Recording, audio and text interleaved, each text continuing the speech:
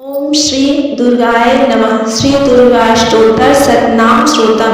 ईश्वर उवाच सतनाम प्रवक्ष्यामि श्रुणुसुकमलानने यस्य प्रसादमात्रेण दुर्गा प्रीता भविष्यति। ओम सती साध्वी भव प्रीता भवानी भव मोहिनी आर्या दुर्गा जया चाद्या सुधारण पिनाकधारिणी चित्रा चित्रघंटा महातपा मनोबुद्धिरांकारा चित्ररूपा चिता चिति सर्वमंत्रमयी सत्या सत्या नंदस्वरूपड़िया ललिता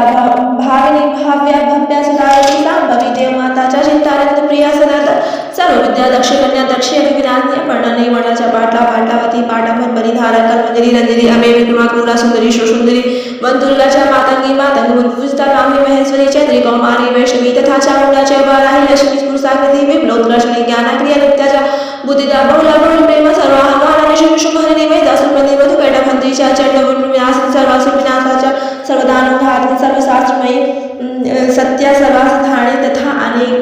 अनेक शस्त्र हस्ताच्या अनेकास्त्र धारणी कुमारी चैतन्याच्या कैसोरी युक्ती यतीय प्रौढाच्या वृद्ध माता बलप्रदा महोदरी केसी घोर रूपा महाबला अग्निज्वाला दुःखी कालरात्री तपस्विनी नारायणी भद्रकाली विष्णुमाया जलधरी शिवदूती करालीच्या अनंता परमेश्वरी कत्यायनीच्या सावित्री